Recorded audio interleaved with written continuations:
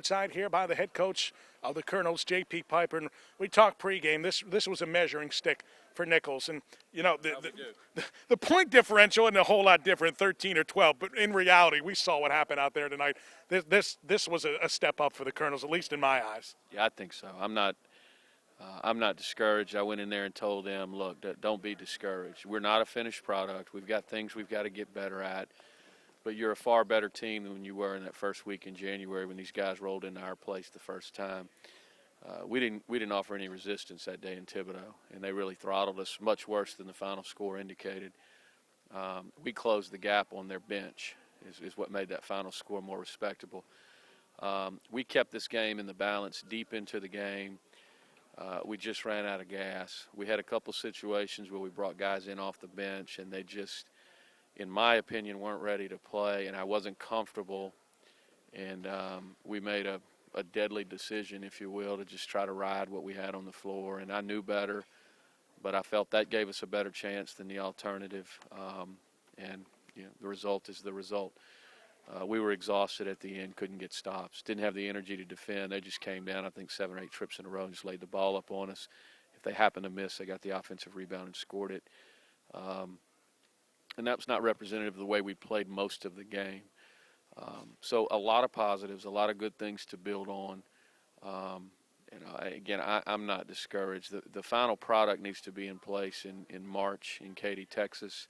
So I would have loved to have won this game tonight. We certainly prepared to win it, played to win it, but we're fine.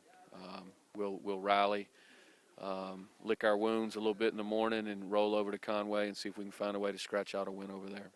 The matchup we were all looking for tonight, Fred Hunter and Damon Bell-Holter, and that was a matchup. There was no doubt Damon Bell-Holter won that in Thibodaux, and there's really no doubt who won that tonight either. Yeah, I agree. We told Fred yesterday, getting on the bus, he needed to go at this guy every chance he had and make him prove what I think we conceded to him.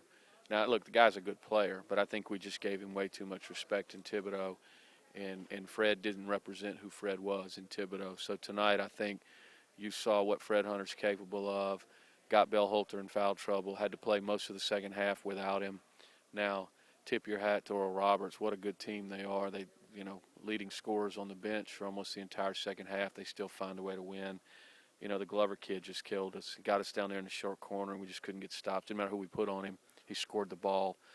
And that's a sign of a good team. So, but, again, we learned something about them and about us tonight. And going forward, when and if we play these guys again, maybe we can make that thing a little bit closer for a little bit longer and get it where we have a chance to win it at the end. Shawn Glover, speaking of, he's come out of nowhere. He was averaging, double figures, 12.5, 13.5 points. The last 3 games now, 24, 24, and 25 points. Have you noticed anything? Did you notice anything watching film that separated him from the previous Shawn Glover? We thought the first time at our place that he was the worst matchup for us. We really were concerned, but he didn't assert himself. I think what's happening lately is he's asserting himself. The Roundtree kid, I think, was expected to be back much sooner than he was, and I think the Glover kid approached his minutes as temporary, and over time began to realize I may be in here for good, and has actually cemented himself, at least in my opinion, as a really, really solid player in their rotation and a guy that they look for. I felt like when Bell-Holter went out of the game, they were going to try to play through Niles. And they did a little bit, but they really went after Glover, and we just didn't have an answer. We ran 3 or 4 different guys at him, and it really didn't matter who we put on him. He scored it. He took some of our smaller guys to the rack, and then he just shot it over Fred, and just didn't have an answer. Again, credit them. He misses a few of those, and that game gets a whole lot tighter and maybe puts us in a position to win. And so if we're up 2 or 3, there's a little different energy to defend versus, down 5 or 6, miss one, can't quite get back in time, and just let it slip away a little bit. But, a really good Oral Roberts basketball team that I thought maybe came out a little unprepared, woke up midway through the first half, but had to compete their tails off to beat us. So I think we're making progress. All right, Coach.